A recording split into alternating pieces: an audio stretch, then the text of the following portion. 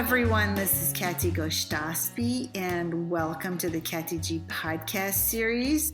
The mission of my podcast is for us to realize that we're great and we can be even greater. And most importantly, how can we bring this greatness to the world through a brand?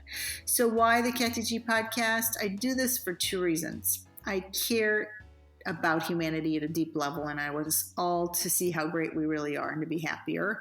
And second reason, I struggle just like you with my own feelings of being less than, and who's my brand audience, and what is my brand, and what should I do, and what should I say. So some days are good, some days are bad, but what I've found is when we come together and we share as an expert and as an audience, that's where the real magic happens, because we support each other.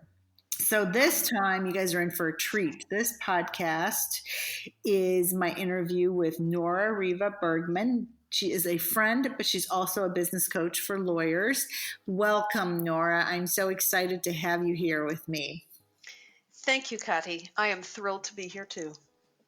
So, Nora, you and I met through your book. I want to say that's how we met. We got connected by a mutual acquaintance at the American Bar Association. Shout out to Debbie Foster, who said, Kati, you should meet Nora. I think that's how it went.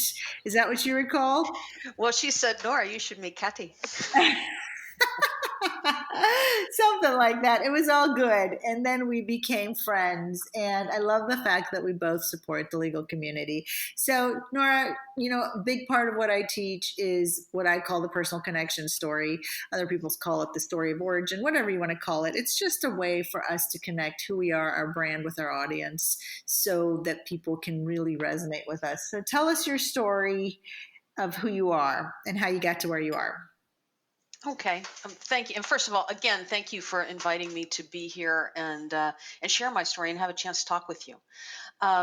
So I am a business coach for lawyers. I'm a licensed attorney, been licensed in Florida since 1992, but I haven't practiced actively since 1999. So let me take you back just a little bit.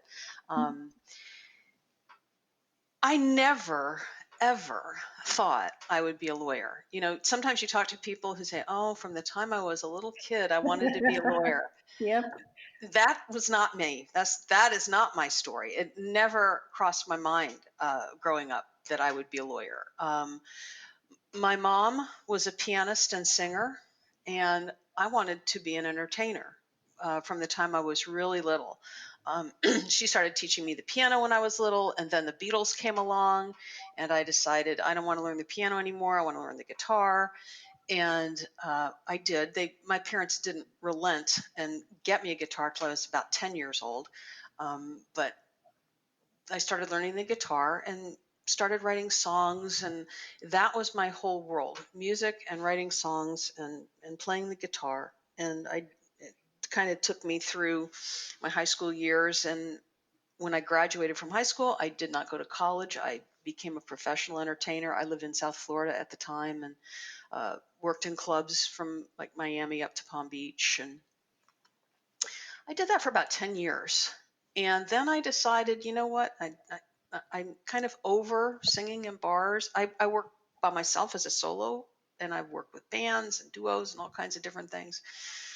But I just, it started to get really tiring and old. And so about 10 years after I got out of high school, I decided it was time to go to college. So I went to college, majored in journalism. And as I was finishing up my journalism undergrad work, I took a class in First Amendment law.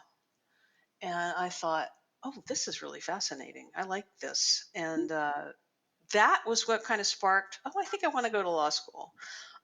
Kind of out of the clear blue firmament. From one class, I decided, yeah, I could go to law school.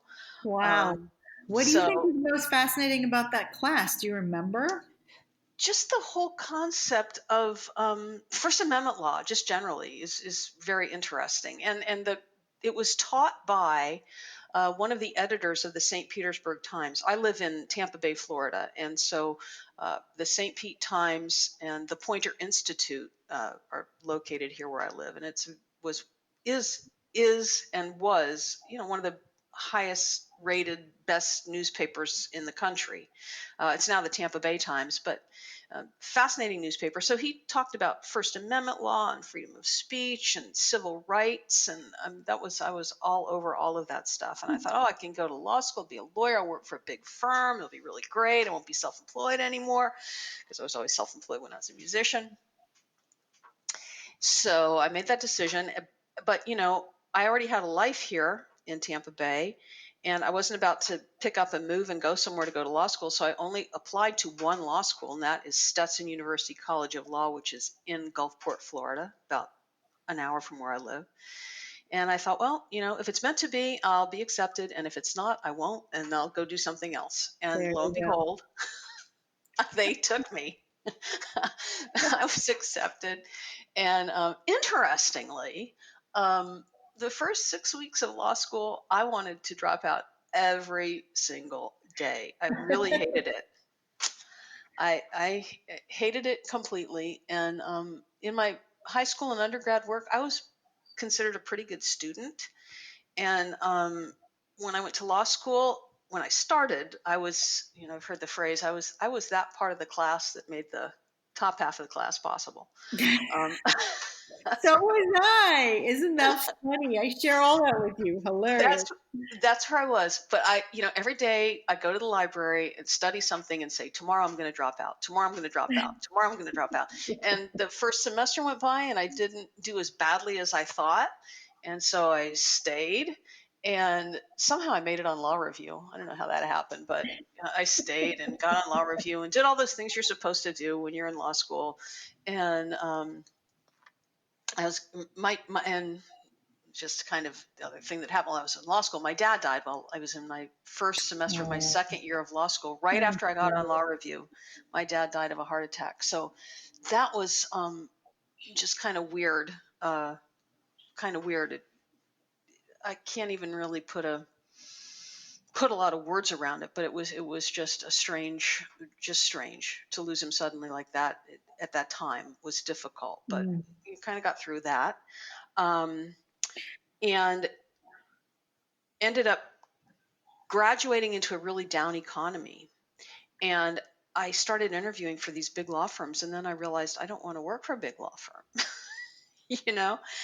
I don't, not that I was getting a ton of offers, mind you, but that just was not what I wanted. So I ended up working for a small, believe it or not, the law firm that represented the St. Petersburg Times was a law firm where I clerked and started doing some work when I first got out of law school. They did a lot of 1983 work for non-lawyers who might be listening.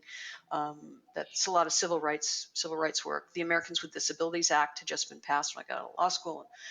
I was really into anti-discrimination law, and so that's what they did. And then when they didn't really have enough work for me, I went out on my own. And I was mentored by a couple of fabulous attorneys, and I did contract work. And then I met my future law partner, who is still a dear friend to this day. And we started our own firm in 1994. And I practiced until 1999, when I had an episode in my life that I refer to as an ampersand. There's a before and there's an after, and then there's that ampersand right in the middle. Yeah. And all too often those ampersands are unpleasant things, which it was in my case. My ampersand was an automobile accident that killed my mother and my aunt. Oh my goodness. I'm so sorry. I had no idea. Wow. And that experience taught me, really didn't teach me, but made real for me the fact that, when we walk out our door in the morning, we might not come back in the afternoon. And I wasn't happy practicing law. I was doing primarily federal discrimination litigation, Title VII, Americans with Disabilities Act. And it was I liken employment discrimination to corporate family law because there's a lot of money involved, usually a lot of emotion, a lot of intensity. I was just tired of it. So when that happened, I decided to make a career change, and I became the executive director of our bar association in St. Petersburg. Absolutely loved that work. I could stop practicing law, but still stay connected to my people, my community, which was fantastic. Um, and I got to do things for lawyers, to create programs for lawyers to help them with their lives. And from that role, I met the founder of the company that I am affiliated with, Atticus, and went through their program and got certified to do coaching with lawyers on all of those things they don't teach us in law school: time management, client development, uh, building a team, developing a team, having a fundamental understanding of financials and things like that, how to really run your law practice as a business. And so I've been fortunate since late 2005, early 2006 to have done that. And that led me to writing a couple of books, one of which Katty referred to early in our conversation. And that's kind of brought me to where I am today. So now the majority of my work right now is working one-on-one, uh, coaching lawyers all around the country, all different types of practices, different types of lawyers, and writing. I've written 2 books now. The first, 50 Lessons for Lawyers, Earn More, Stress Less, and Be Awesome, which are getting ready to update at the end of 2020, 2.0, to incorporate some of the changes that have hit the legal profession since the advent of COVID-19. Katty was one of the contributors to 50 Lessons for Women Lawyers, which came out last year, which I only wrote one of those 50 lessons, and I worked with 49 other fabulous women lawyers who are contributors to that book. And we're currently in the process right now of writing 50 Lessons for Happy Lawyers, which is going to come out in the first quarter of 2021, and updating 50 Lessons for Lawyers 2.0, as I mentioned. Whew, that was a mouthful. That's a full plate you got there, my friend.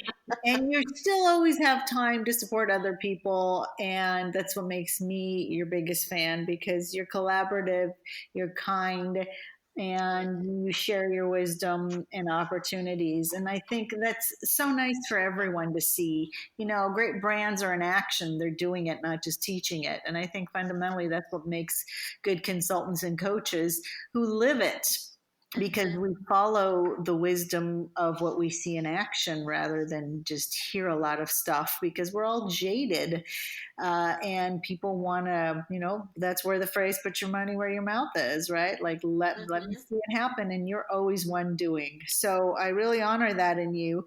So what is the biggest lesson you would like this audience to take away today that they can implement and find success for themselves? And really, part of what this podcast is about is women lawyers making a difference. And you are a woman lawyer making a difference, which is why your wisdom is so important for all of us to hear, for all the listeners. The other part of the podcast that I have a deep resonance and love for is who and what's a healer. Healers reside in all forms and fashion. And I want lawyers to understand that you're not just a lawyer. I used to think I was just a lawyer, and I was lost fundamentally in that. Even though it's a noble, beautiful profession, it's an honorable profession to be a lawyer. It's not a business, it's who we are. And so, being a healer means you heal people, you heal your clients, you heal those who are around you, not woo-woo healing, but really allow them opportunities to grow and transform as a result of being around you. So what would you like us to learn from you, Miss Nora, that you've learned over time that you can share with us? Oh, well, I love that question, first of all. And you just used the word transform, which is the way I think of lawyers. Lawyers are in the transformation business, for lack of a better word. They truly do. And I say this to my clients a lot, and I don't think it's said enough to lawyers, kind of writ large, that lawyers transform people's lives. I mean, they truly can and do make a difference, a positive difference, not only in the lives of their own clients, but in all of the ripples that go out from those lives. And sometimes we don't see that, we take it for granted, we ignore it. I don't know the right verb to use there, but it's not acknowledged enough, the good work that lawyers do. So that's one thing. But on a more personal level, I guess I would say that if I wanted someone to really, what I would want them to take away is that, and this may sound cliche, but it is so true. Believe in yourself and what you bring to this world. We are all very unique people. We all have struggles and challenges and life events that happen to us, but we are not those things. We are kind of watching our lives on some level. And the more you can just really believe in what you bring to this world and act on it, don't just think about it, but actually act on those things that you want to do, and actually bringing your gifts to the table, and making them real for other people, um, even if it's really scary, because we're all scared. you know uh, I have a quote that I keep on my desk from Maya Angelou that says, "I am doing my best to live what I teach." So often when people sometimes refer to me as an expert in this or that, or a guru, I've heard that too. And those kind of labels just make me cringe, because I am not those things. Okay. I am learning right along with everybody else that I coach. And I need to remind myself often that I need to learn the very same things that I am teaching the clients that I work with. Um, and part of that is just to every single day remind yourself to believe in yourself, and to have the confidence to do the things that you want to do. Because if you believe that, then you can do those things. I guess that was the biggest lesson I took from my ampersand. Um, that at a time when I really thought, wow, can't get any worse than this. Life cannot go on after this. I Mm. learned from that it can, and it did. And I was able to get through that time that I didn't think I could get through. I think everybody faces times like that in your life. And if you, I guess we believe what we tell ourselves, right, Caddy? We Oh, believe whatever we. absolutely. So be very careful what you say to yourself in your own head. And Absolutely. If the listeners have not heard of Mike Dooley and Tut.com, one of his big phrases that he's intellectually protected, which all you lawyers will appreciate, is thoughts become things. mm-hmm. And I really do believe that. And it's our mindset and our outlook, and how to overcome a tough time. Your ampersand is a really good way of expressing it. And the fact that we are more resilient than we think as humans, and how to balance, as Nora's saying, being humble and learning as you're teaching, because we really are. I always say that as well. That's what another thing Nora and I have in common, that I'm always learning what I'm teaching. That's my job. That's why I'm here. I'm learning my brand as I'm teaching it, and it's fundamental. Look at what you're doing out there as in your practice. Are you learning every moment that you're teaching and you're giving counsel? Because that's how curious brands win, by remembering that we're all in a humble place of learning. However, that does really have to be balanced against, and so many women lawyers say this to me, I don't know how to brag about myself. I'm like, don't brag. Healthy self promotion is what we're talking about. That's what we work on with your brand. Being able to harmonize, being humble and learning, but also developing a brand that resonates and saying, hey, I'm really good at what I do.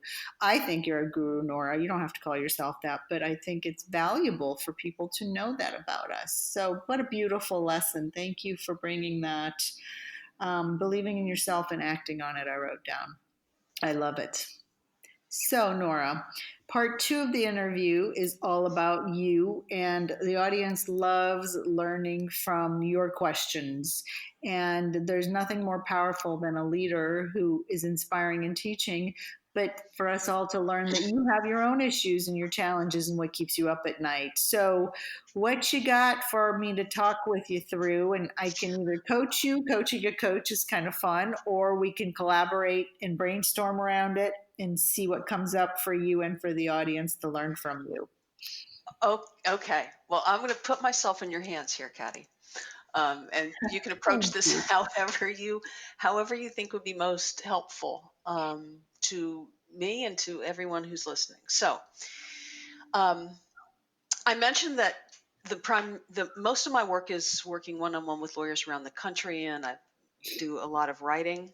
I am right now in the process of creating a new online community of kind, cool, and courageous lawyers, law students, and thought leaders. I'll kind of leave it there in terms of who I envision would be part of this community.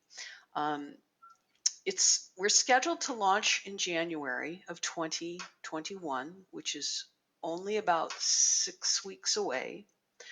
And while I am super excited about this, and while I've gotten great feedback on the project, I'm kind of like that person who's getting ready to throw a party and is not sure whether anybody's going to show up. And I'm feeling, vulnerable. I almost feel like the word vulnerable is almost overused these days, but that's how I'm feeling. I'm going to do it, but it's a little nerve wracking, and it's been quite the learning curve just putting all of this together, and working with my team on getting it all together so that it can launch when we're planning to launch it. But that's kind of it doesn't really keep me up at night, I'm pleased to say, because I do meditation and I listen to guided meditations before I go to sleep at night. And so thankfully I'm sleeping okay. But when I'm awake, it's on my mind all the It's time. on your mind. So is the question, let's put it in terms of a question where the audience can put themselves, superimpose themselves into that beautiful scenario. How to take on something with uncertainty at the foreground, even though it's what makes your heart sing. Is that fair? Yeah, I think that sums it up. Well, let me ask you, Nora. First of all, it's a beautiful undertaking. Why did you decide this was what you were going to take on? It's a decision, Katty, that's been kind of bubbling around in my mind for years, quite honestly. And over this past year, dealing with what we have dealt with the pandemic, the idea of community has become an even stronger voice in my head, because I've had people tell me, not only my own clients but other lawyers and friends that I know, that they're just kind of hungry for a way to connect with other people in a way that's meaningful and fun, and enlightening, and all of those things. So that's kind of what brought me to this point now, and the technology has evolved to a place where putting together a community like this online is not what it might have been, years ago. So I think that's a beautiful way of bringing to light what you want as a result of this. So whenever it gets to be the uncertainty of it, and I love what you said, throwing a party and not making sure people are, and not being sure if people are going to show up. Put that on the background and put on the foreground the whole concept of why you're doing it. So, as Nora knows, and I've talked about before on this podcast, there's a spectrum to life, in my opinion, as I've been taught as the universal truth. On one end of the spectrum is fear, and we all have our fears, and some are unfounded and some are justified, but they're nevertheless a fear that what we just said, it impacts your mindset and overtakes people I know I've been overtaken by my fear many times. I'm no different. And the other end of the spectrum, though, is love. And it's not the mushy romantic love, although it could be. But in this instance, it's about what we want for the highest good and how we bring our light to the world.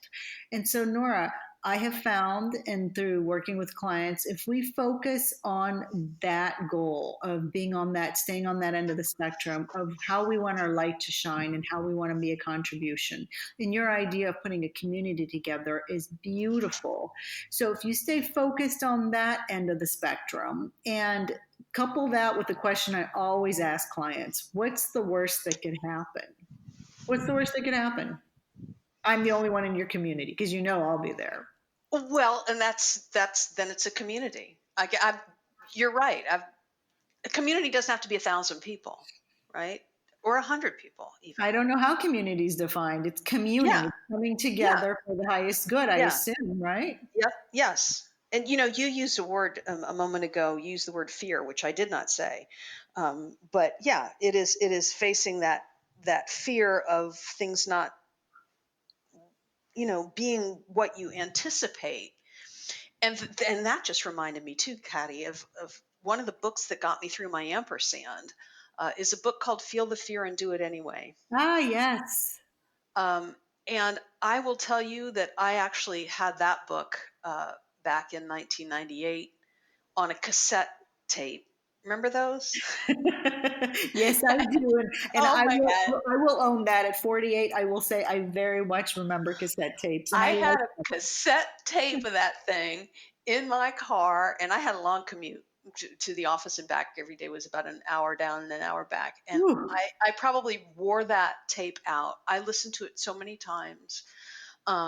It helped to change my outlook, approach, perception, just to deal with everything that was going on. Because I mentioned that accident. I didn't say it shocked people or anything, but I mean, because now it's just part of who I am. But when that accident happened, my aunt was killed in that accident that day. Mm. My mom was in intensive care for almost 6 weeks after that accident. And so that was like being at the hospital every day with her for 6 weeks when she did not know what had happened to her sister. It was just Gut crazy, wrenching. Yeah. crazy. Um, but we can get through those times. It's like, if we just, as I said before, believe in ourselves, and that sounds so trite when it comes out of my mouth, but it's true. It's really, it's true. Well, as Marianne Feeling that Williams, fear and pressing through it, doing it anyway. And so what? yeah, yeah, Hey, and if you and I are the only two people in my community, I'll be blessed. Okay, right. I'll So be if okay. that's the worst case scenario, then that's a beautiful thing. So start from that with the end in mind that it'll be bigger. And, that's also as how I look at things as a public speaker. As when you first start out in public speaking, you're like, oh my gosh, what if no one shows up? And oftentimes no one shows up. Mm-hmm. And so you learn that really quickly. And the same thing. So I have had some of my most profound connections and ability as a public speaker. If you ask me why I'm standing up there, it's to impart wisdom to a larger group of people that I can do one on one and have it make a difference in their lives and have them go spread that brand knowledge to others. Some of my most profound moments have been with smaller audiences where it's Mm-hmm. that one person that comes up to me afterwards and goes, I don't know why I'm here, but I just felt the need to be here and thank you. And Mm-hmm. I'm not looking for that thanks, but boy, does it make it worthwhile, right? So, Nora, it's going to work out the way it's going to work out. And nothing that you have done so far, and I don't even know how you define failure. I think failure is a great thing personally. But if we're looking at the spectrum of what puts us in the fear spectrum side of it is failure, nothing has not worked out to your favor. So, one of my biggest values is faith. I have four: fairness, freedom, faith, and fun. Faith is not about religion at all for me. It's about that notion and understanding that you're always taken care of. And if things are cliche, it's because they're often said, as Marianne Williamson said. says. And if they're said a lot, it's because they're true. So there really is power in that belief that there's a reason why you're doing this community. And if you and I are the only two in there, then there's power in two, and it will make a difference in the lives of someone that I touch or you touch. And that's all that matters. And, go back to what you already know. And for the audience, do exactly what Nora is doing. Go back to what you already know. As women, we tend, and this has been proven statistically from a gender perspective, we second guess ourselves so much. And why is that? We take on so many things. We have so many balls up in the air, so many hats we wear, and we do it with such elegance and grace, truly. And this is not anything negative about men. I adore the male gender for all that they do is the other part of the equation for us.